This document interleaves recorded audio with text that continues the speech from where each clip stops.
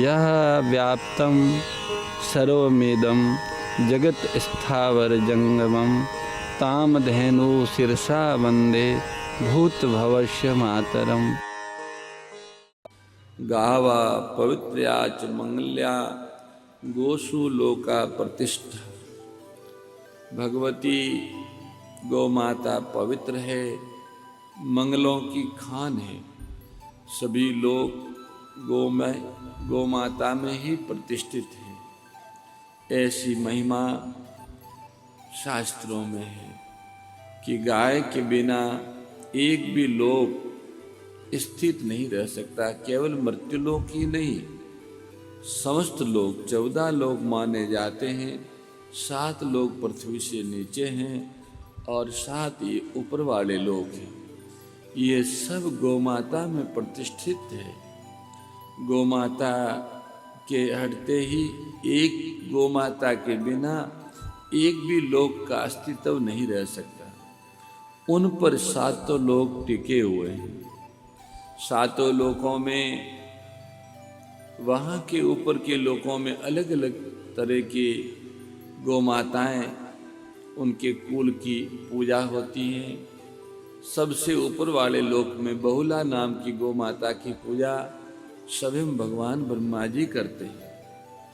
इस तरह से बहुला, समंगा, अकूतो भया, क्षेमा, सख्या, भूयसी और धरती की गौमाता का नाम सर्वशाह गौमाता है। देवताओं की गौमाता का नाम सख्या है।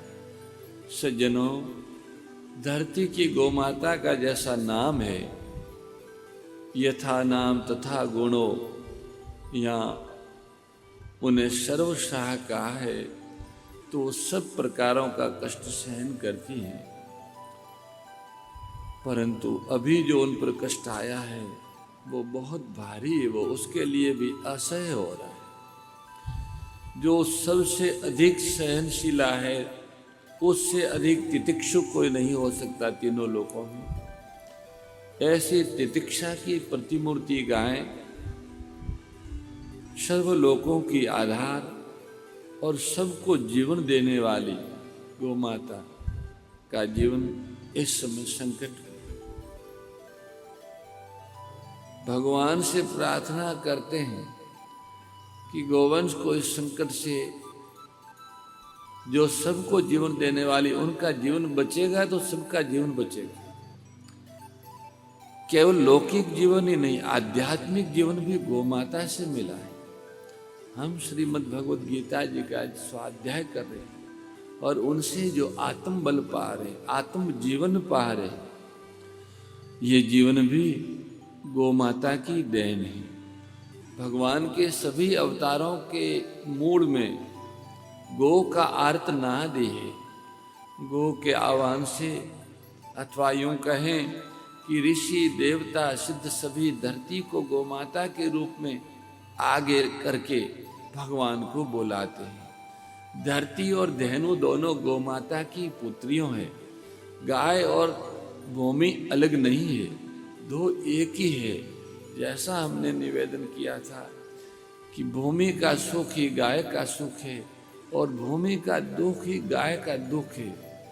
भूमि के विस्तृत सुख दुख को समझना कठिन है, क्योंकि वह 7 लोकों, 7 समुद्रों में, 7 द्वीपों में और 9 खंडों में बटी हुई है। इसलिए घूम घूम के उनके दुख को एक व्यक्ति देख नहीं सकता, पर उनके सारे दुख को गौमाता के रूप में अभिव्यक्त, अथवा सुख को गौमाता। अगर गाय प्रसन्न और खूब स्वस्थ है तो धरती सुखी है, और गाय दुखी और कष्टमय है तो धरती दुखी है।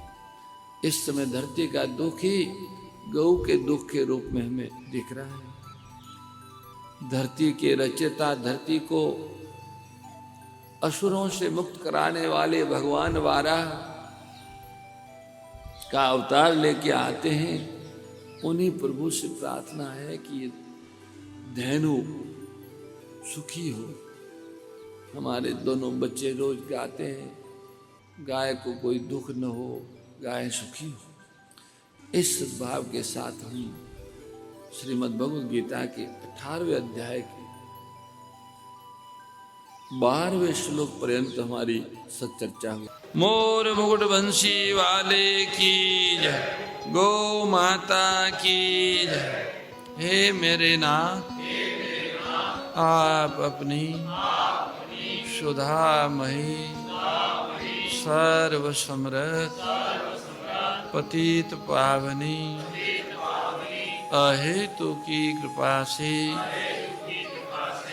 मानव मात्र को विवेक का आदर तथा बल का सदुपयोग करने का सामर्थ्य प्रदान करें एवं हे करुणा सागर, आप अपनी अपार करुणा से शीघ्र ही राग द्वेष का नाश करें, जिससे सभी का जीवन सेवा, त्याग और प्रेम से परिपूर्ण हो जाए। ओम आनंद, ओम परमानंद, ओम सच्चिदानंद। नारायण नारायण नारायण। जय गो माता, जय गोपाल।